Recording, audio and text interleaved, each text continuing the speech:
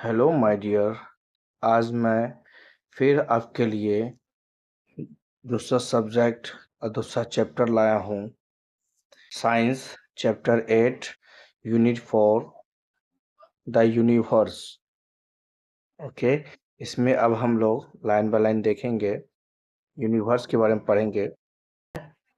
तो यह पहला है the whole of space and everything in it including the sun, the earth, the moon, the stars, and the planets all together make up the universe। कहता है कि space means होता है बाबू अंतरिक्ष। स्पेस मीन्स होता है अंतरिक्ष। कहता है उस अंतरिक्ष का वो टोटल होल, होल मीन्स संपूर्ण, उस अंतरिक्ष का वो टोटल होल, होल मीन्स संपूर्ण होता है, ठीक है।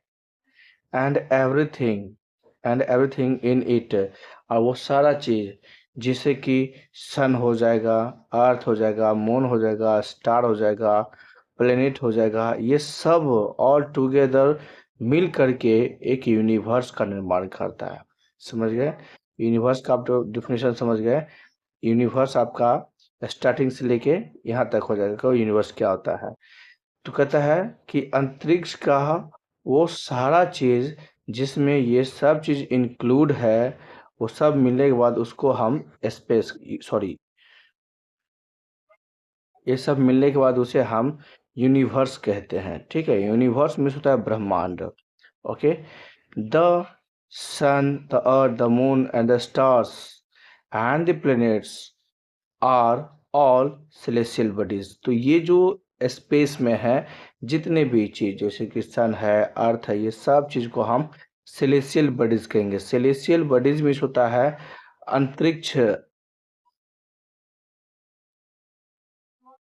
सेलेस्टियल बॉडी को कहेंगे, सेलेस्टियल बॉडी वैसा ऑब्जेक्ट जो स्पेस में रहता है, जो अंतरिक्ष में रहता है, उसी को हम सेलेस्टियल बॉडीज कहेंगे। ओके, नेक्स्ट क्या है? The solar system. ठीक, सोलर सिस्टम में होता है प्रकाश तंत्र। ठीक है, जो स्पेस में हो रहता है उन सब को हम, सोलर मतलब होता है सन का लाइट, और सिस्टम मतलब उसका, इसीलिए बोलते हैं सोलर से प्रकाश तंत्र। ठीक है, अब देखिए उस प्रकाश तंत्र में क्या होता है। The word solar refers to the sun. देखिए ना, सन, तो सोलर मीन्स होता ही है सन। ठीक है, सोलर मीन्स क्या हो गया? सन, सन का light. The solar system is the family of the sun. तो सोलर सिस्टम जो है सन का एक परिवार होता है। सोलर सिस्टम हम कह सकते हैं सूर्य का परिवार। 8 प्लैनेट्स एंड देयर सैटेलाइट्स, और ये सारा चीज ये सब सोलर सिस्टम में आएगा। सन, 8 प्लैनेट्स और उसका सैटेलाइट, सैटेलाइट्स मीन्स होता है उपग्रह, ये सब क्या कहलाएगा? सोलर सिस्टम के अंतर्गत कहलाएगा। ओके, कहता है where the sun is the head of the family, जहाँ पे सन क्या होता है? उस पूरे सोलर सिस्टम का हेड होता है। ठीक है, सोलर का हेड होता है। Planets keep revolving around the sun in fixed elliptical path called orbit। ये जितने भी प्लैनेट्स हैं, ठीक है, आप देखें कि 8 प्लैनेट्स होते हैं, ये सभी जो है इलिप्टिकल ऑर्बिट पे घूमते रहते हैं। इलिप्टिकल ऑर्बिट में होता है बाबू अंडाकार पथ। ठीक है, इस तरह से होता है, प्योर गोल भी नहीं होता है। अब जैसे कि देखिए ये गोल हुआ, इस तरह से गोल भी नहीं, तो ये इलिप्टिकल होता है इस तरह से। तो ये जो सोलर सिस्टम में जितने भी प्लैनेट्स है इस तरह से मूव करता है। ठीक है, इस जिस रास्ते पे ये मूव करता है उसी को हम ऑर्बिट कहते हैं। ठीक, जिस रास्ते पे ये मूव करता है उसी को हम ऑर्बिट कहते हैं। ठीक है, देखिए this movement of planets around the sun is called revolution. तो ये देखिए ये सन है, इस सन के चारों ओर इस तरह से सारे प्लैनेट घूमते हैं। ठीक है, सन के चारों ओर, सन के चारों ओर, सन के चारों ओर ये सारे प्लैनेट घूमते हैं। तो इसके इस मूवमेंट को, यानी कि यहाँ पे था, यहाँ से घूम के आया, फिर यहाँ गया। ठीक,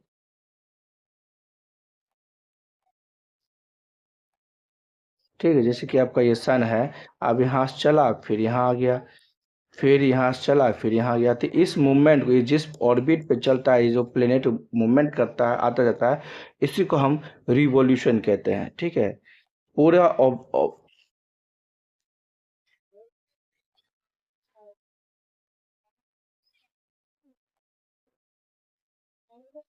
पूरा एरिया को कवर कर लेता है, उसी को हम मूवमेंट कहते हैं।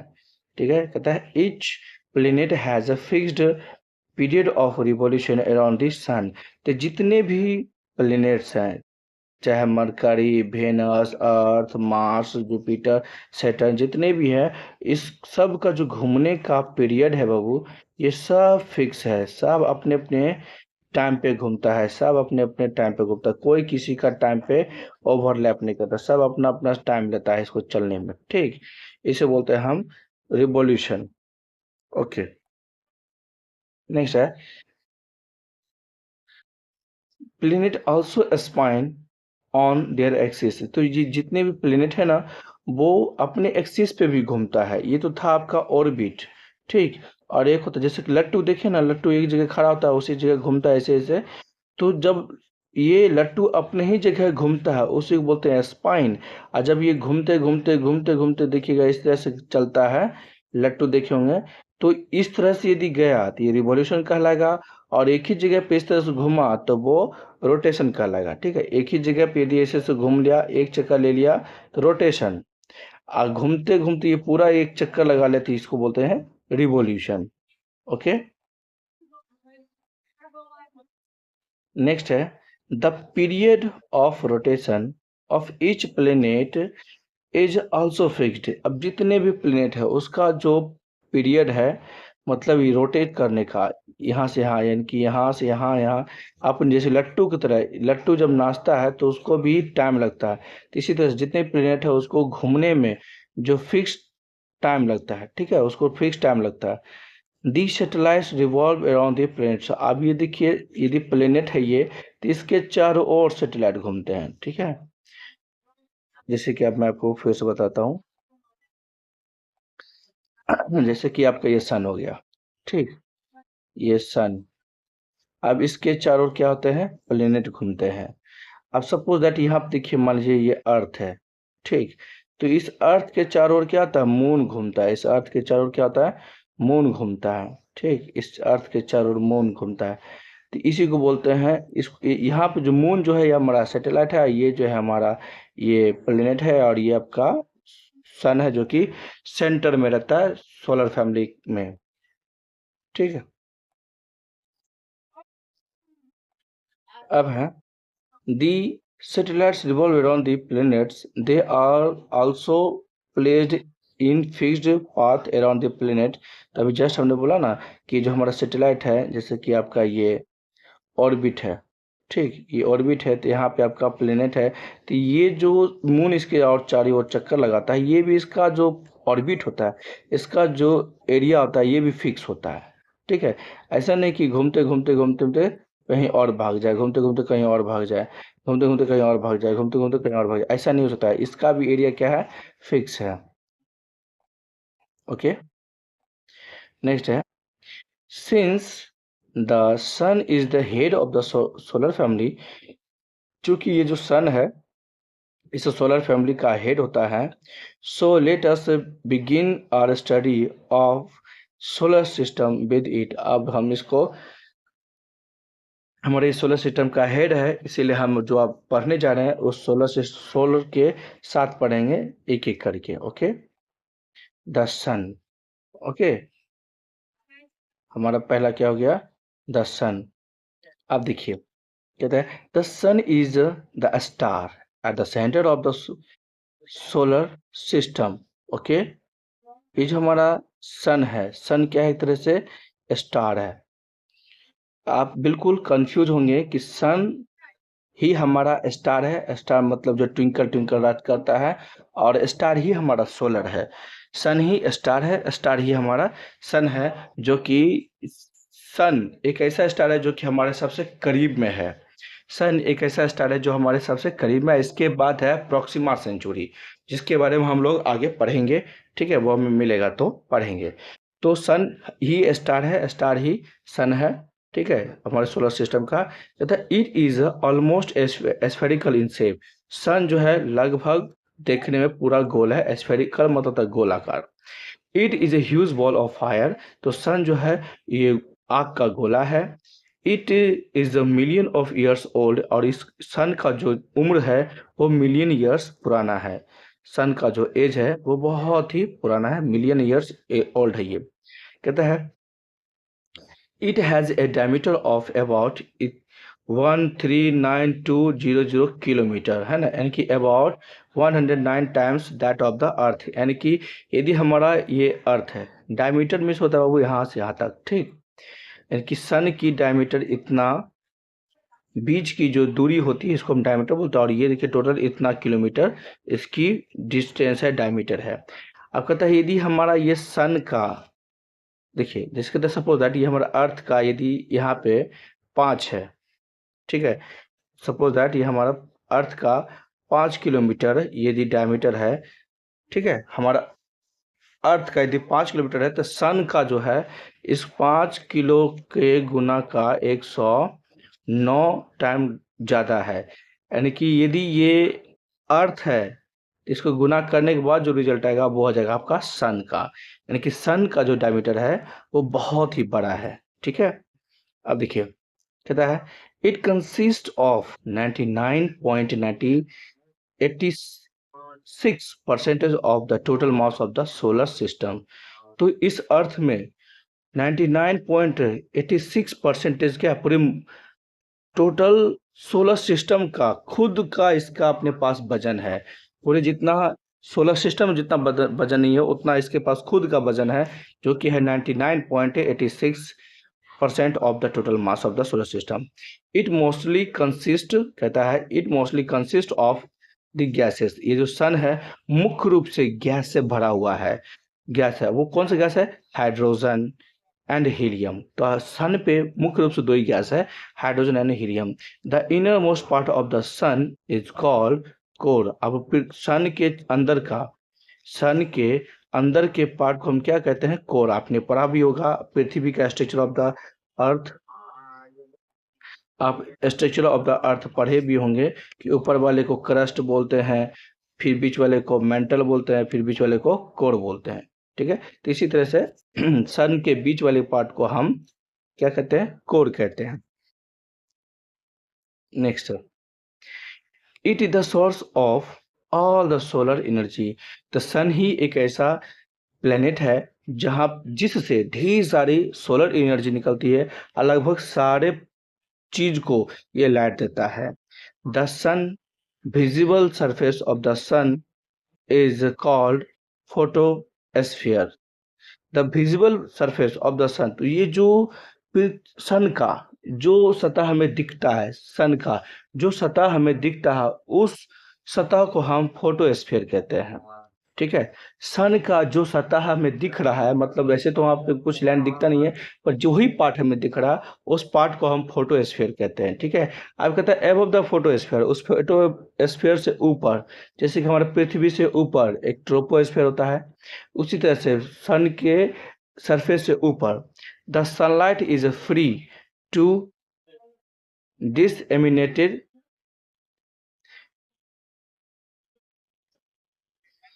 disseminate into the space and its energy escapes the sun completely। और ये जो है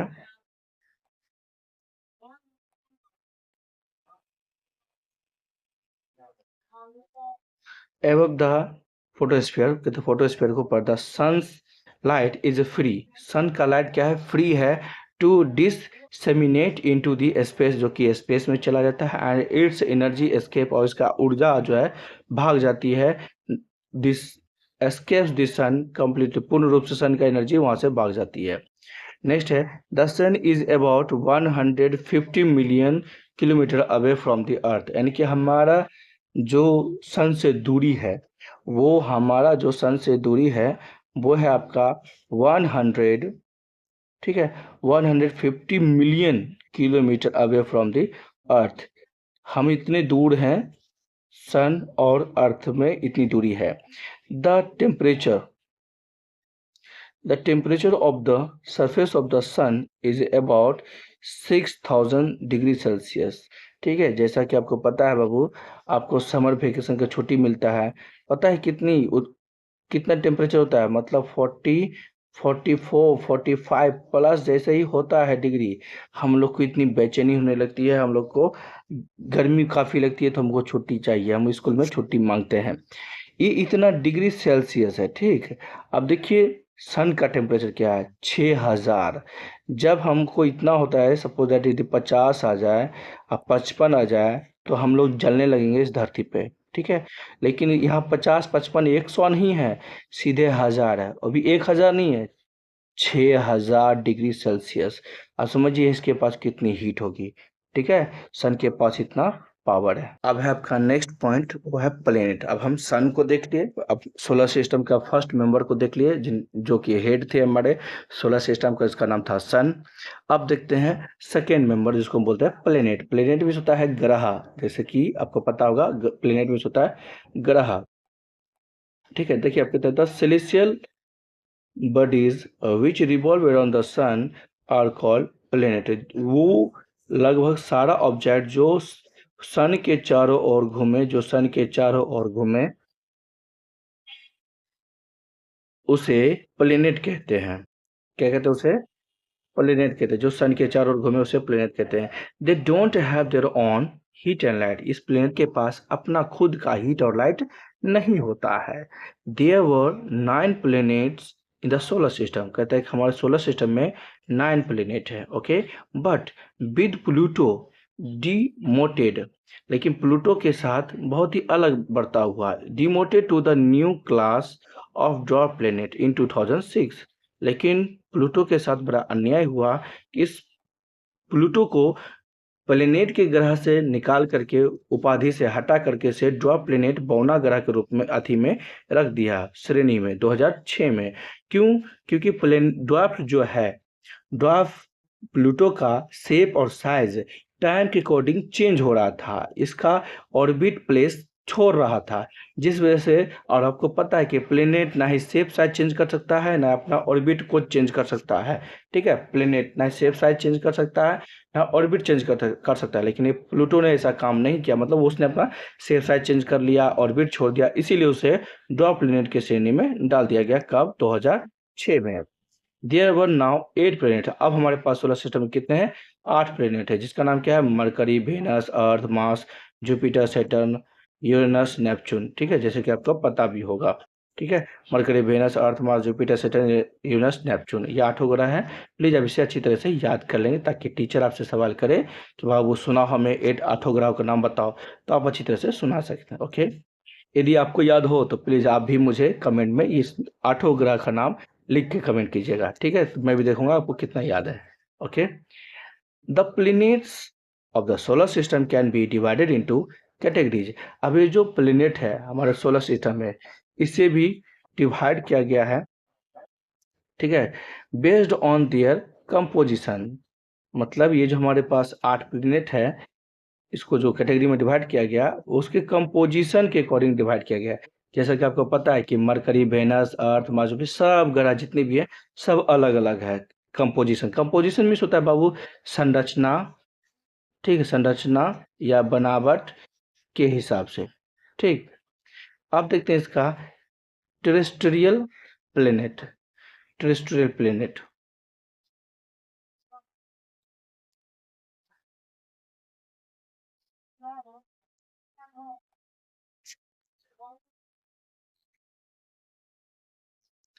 आप देखते हैं बाबू टेरेस्ट्रियल प्लेनेट।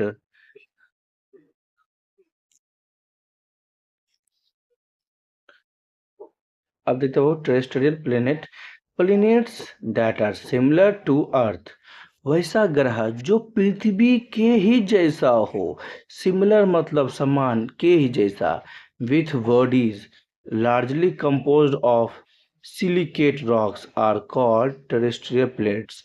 मतलब वह ग्रह जो पृथ्वी के ही समान हो, पृथ्वी के ही जैसा हो, खास करके सिलिकेट पत्थर से बना हो, उसी को हम टेरेस्ट्रियल प्लेनेट कहेंगे, उसी को हम क्या कहेंगे, टेरेस्ट्रियल प्लेनेट।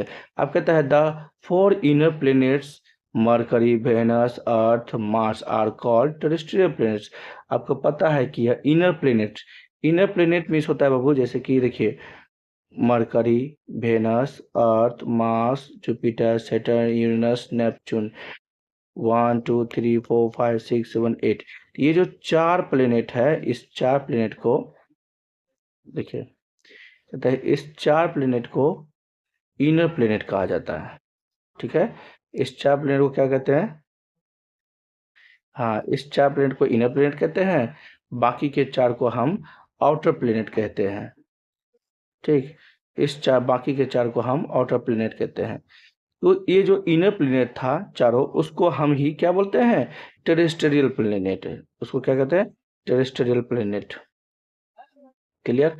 अब देखते हैं, अब उसी टेरेस्ट्रियल प्लेनेट में पहला है आपका मरकरी, फिर वेनस। तो पहले मरकरी देखते हैं। ओके, देखिए mercury, it is the smallest planet of the solar system. Mercury जो है हमारे पूरे सोलर सिस्टम का छोटा सा नूनू सा बउआ सा ग्रह है। It is closest to the sun, और ये काफी सन के ना करीब रहता है। कौन, mercury.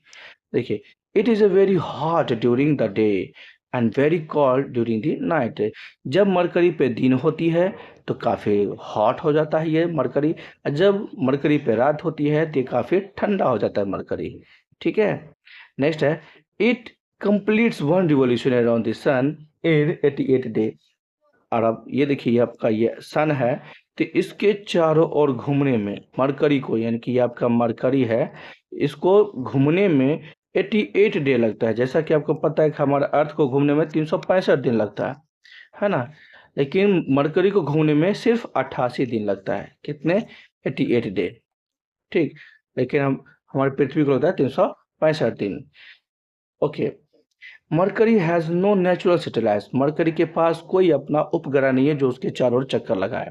It has craters and lobbed rigid, और इसके पास बहुत सारे ऊपर नीचे खाबर धब्बा है, गैप है, मतलब उस पे खड्डा है। ओके, अब देखिए वेनस, नेक्स्ट ग्रह है हमारा। तो Venus is the second nearest planet to the sun, यानी कि सन के सबसे करीब दूसरा ग्रह कौन है, वेनस। ये आपका वेनस है। ठीक है, दूसरे नंबर पे, यानी कि ये 1 ये 2, सबसे करीबी दूसरे नंबर पे। Venus reaches its maximum brightness. Venus को मैक्सिमम ब्राइटनेस मिलती है शॉर्टली बिफोर सनराइज और शॉर्टली आफ्टर सनसेट। मतलब कहता है कि सन उगने से पहले वेनस काफ़ी चमकीला हो जाता है, और सूरज के ढलने के बाद ये काफ़ी चमकीला हो जाता है, क्योंकि उसका जो रे है, जैसे कि आपका ये सन है, ये मरकरी है, और ये आपका मरकरी वेनस, ये आपका वेनस है। तो ये जब उगता है तो भी इस पे पड़ता है, जब डूबता है तो भी इस पे पड़ता है। तो ये उस वक्त ब्राइटनेस होता है जब उगता है तब, जब ये डूबता है तब। ठीक है, कौन है ये, वेनस। नेक्स्ट है, for which reason it has been known as morning star और इवनिंग स्टार। इसी वजह से वेनस को मॉर्निंग, क्योंकि अभी देखो सुबह में काफ़ी चमकता है और शाम में डूबने के वक्त भी काफ़ी चमकता है, इसीलिए इसको मॉर्निंग स्टार और इवनिंग स्टार कहा जाता है। इसी वजह से वेनस को कहा जाता है। ओके, नेक्स्ट है, it completes one revolution in 224 day, और ये पृथ्वी के चारों ओर जो चक्कर लगाता है 224 दिन में पूरा करता है। ठीक है, ये आपका पृथ्वी ने, सॉरी, ये जो सन का चारों ओर चक्कर लगाता है, ये मरकरी हो गया और ये वेनस हो गया। तो ये पूरा चक्कर लगाने में इसको 224 डेज लगता है, जैसा कि आपको यहाँ पे दिया हुआ है। ठीक है, नेक्स्ट है, Venus has no natural satellites. Venus के पास भी कोई नेचुरल सैटेलाइट नहीं है। It is the hottest planet with surface temperature over 400 degree Celsius. Venus के पास भी कोई अपना उपग्रह नहीं है, लेकिन इसकी जो हॉटनेस बता रहा है, वेनस का जो टेम्परेचर है सरफेस का, वो कहता है 400 डिग्री सेल्सियस है। जैसे कि मैंने आपको सन के बारे में दिखा था, उसका था 6000 डिग्री सेल्सियस सन का था। तो ये इसी तरह से वेनस भी, क्योंकि सेकेंड क्लोजेस्ट है इसीलिए इसका भी टेम्परेचर बहुत ज़्यादा है, 400 डिग्री सेल्सियस है। Sometimes it is also called earth twin, इसीलिए कभी कभी वेनस को पृथ्वी का जुड़वा, ट्विन्स मीन्स होता है पृथ्वी का जुड़वा, ट्विन्स मीन्स होता है जुड़वा, ठीक है, ट्विन्स में हो गया जुड़वा, इसीलिए वेनस को पृथ्वी का जुड़वा बहन कहा जाता है, ठीक है, इसीलिए वेनस को पृथ्वी का जुड़वा बहन कहा जाता है, इसीलिए वेनस को पृथ्वी का जुड़वा बहन कहा जाता है। Because it is very similar in size, क्यों, क्योंकि ये वेनस और अर्थ दोनों का साइज सिमिलर है, एंड कंपोजिशन टू दी अर्थ, और इसका जो बनावट है वो भी सिमिलर ही है, लगभग वेनस के जैसा, लगभग अर्थ के जैसा, इसीलिए इसको और वेनस को ट्विंस जुड़वा बहन कहा जाता है, ठीक है। अब देखते हैं बाबू नेक्स्ट वीडियो में, नेक्स्ट पार्ट नेक्स्ट वीडियो में देखते हैं। Thank you so much.